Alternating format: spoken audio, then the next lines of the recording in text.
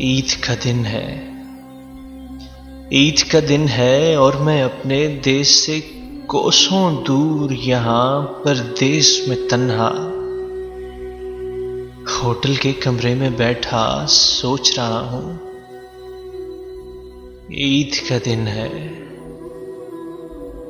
ईद का दिन है। बाप मेरे ने शहर से आकर अपने घर में ईद मनाने वाले मेरे सब यारों से फर्दन फर्दन मेरे बारे पूछा होगा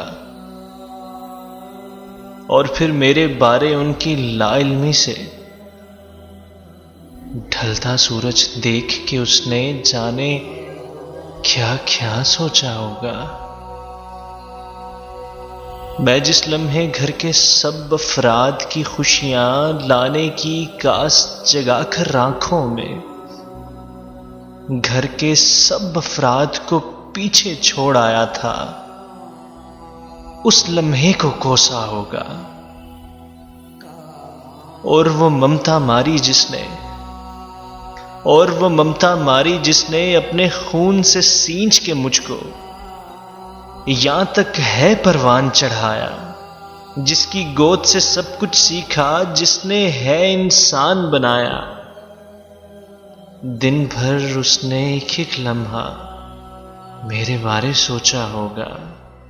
शाम ढले फिर रात गए, मेरा रास्ता देखा होगा। माँ ने मेरे ना आने पर कब कुछ रात को खाया होगा। झूठी तिफल तसल्ली देकर घर भर ने समझाया होगा। तब भी उसको नींद कहां की, चैन कहां से पाया होगा। तब भी उसको नींद कहां की, चैन कहां से पाया होगा। ईद का दिन है।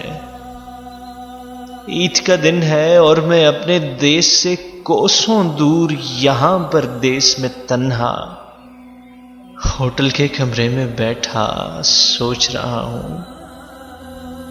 बच्चों को नहला धुलाकर अच्छे से कपड़े पहनाकर बीवी मेरी अब भी मेरे आ जाने की दिल में कोई आस जगाकर घर वालों से नजर बचाकर बाहर के दरवाजे जानिब चोरी चोरी तकती होगी। और फिर मेरे ना आने पर उसके दिल में क्या क्या खदशे, क्या क्या शक न आते होंगे। उसने ये भी सोचा होगा मैं परदेस में जाकर शायद पहले से कुछ बदल गया हूं, सारे वादे भूल गया हूं। और मैं जो अपने घर से सबकी खुशियां लेने निकला हूं, देश से कोसों दूर यहां परदेस में तन्हा होटल के कमरे में बैठा सोच रहा हूं। ईद का दिन है।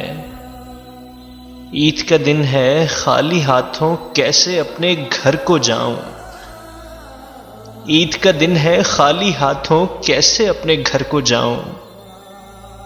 खाली हाथों कैसे अपने घर को जाऊं, कैसे अपने घर को जाऊं।